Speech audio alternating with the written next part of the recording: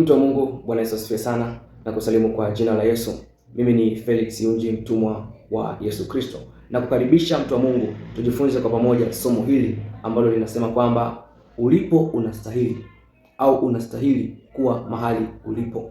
Bwana Yesu asifiwe sana. Kwa hiyo mahali popote ambapo upo kwa wakati huu, aidha uko chini au uko juu, una cheo hauna cheo, una mali hauna mali, ni kwamba unastahili. Bwana Yesu asifiwe. Unastahili kwa sababu gani? Unastahili kwa sababu ya machaguo, choices, machaguo ambayo umeyafanya, matendo ambayo umeyatenda, maneno ambayo umeyanena, yanakufanya uwe mahali hapo. Bwana Yesu asifiwe sana. Bwana Yesu asifiwe sana. Nakuombea Roho Mtakatifu akusaidie kunielewa. Katika ufalme wa Mungu, Mungu hawezi kukupa zaidi ya uwezo wako. Uwezo wako unapoishia ndipo utakapo limiti baraka za Mungu kwenye maisha yako, au upaji wa Mungu kwenye maisha yako, ufungulivu au uinulivu.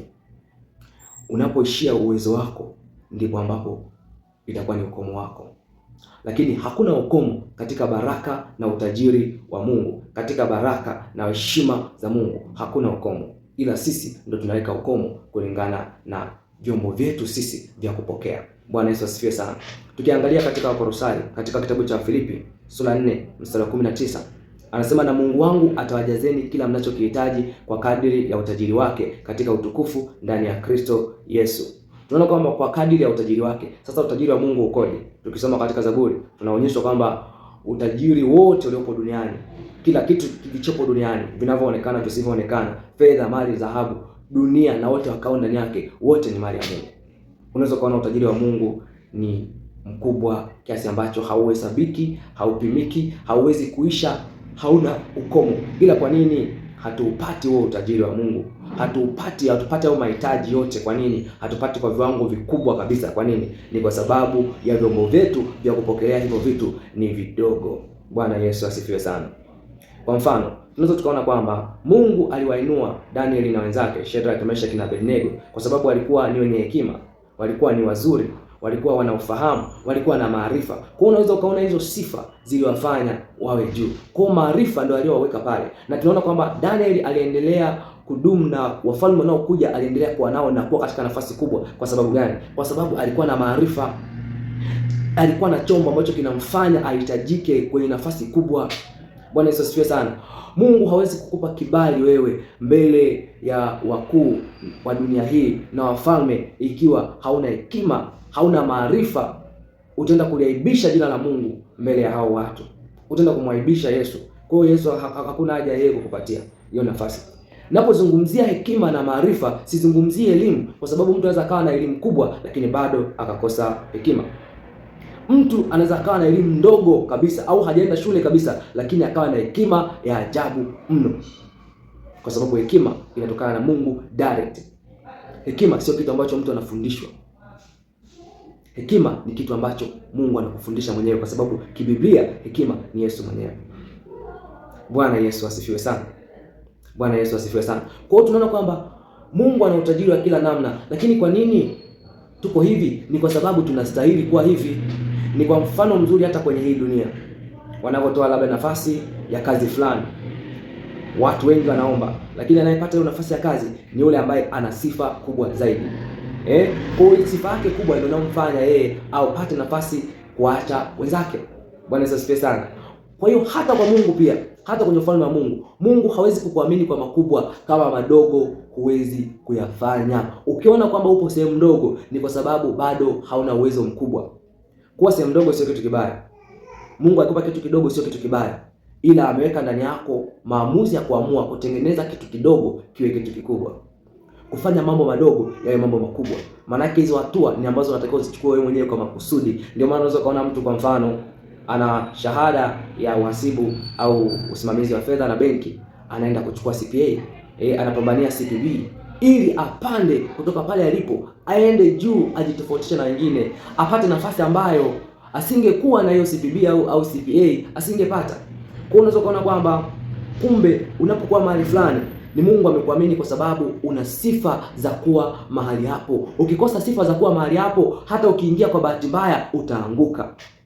Ndio maana unaweza kuona kwamba mtu anaweza kupata utajiri haraka haraka, alafu baada ya muda mfupi umepotea kabisa. Ni kwa sababu gani? Umekuja kwa bahati mbaya. Hakuwa anastahili kupata hicho kitu. Kwa sababu mtu ambaye anastahili kupata hicho kitu, maana yake anakuwa ametrainiwa namna ya kukitengeneza, namna ya kukisimamia na jinsi ya kukiendeleza hata kwa uzao wa baadaye pia. Hicho ndio kitu ambacho Mungu anakitaka. Akikupa nafasi iwe ni kwa ajili ya utukufu, sio hiyo nafasi ikuangamize, ikuharibie. Kwa mfano, kijana amepata nafasi kubwa, nafasi nzuri, lakini kupitia hiyo nafasi inakufanya kuwa mtumwa wa pombe, mtumwa wa madawa ya kulevya, mtumwa wa wanawake. Kazi ni kununua wanawake, kushinda kwenye makabu.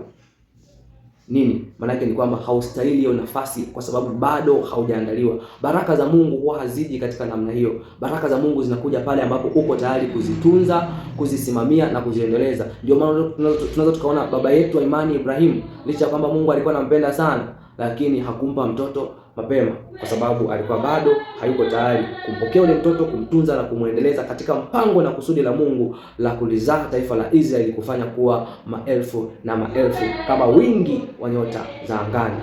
Bwana Yesu asifiwe sana.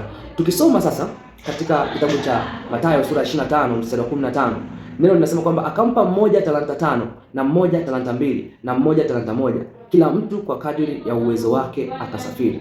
Bwana Yesu asifiwe. Tunaona sasa hapa kumbe kila kitu kimetolewa kwa kila mtu kulingana na uwezo wake. Na ukitaka kudhibitisha, ukisoma huku mbele, utakuta sasa yule aliyepewa talanta 5 alizalisha 5 zaidi, aliyepewa talanta 2 alizalisha 2 zaidi, lakini aliyepewa talanta 1 tunaona kwamba aliifukia, haikuzaa kabisa.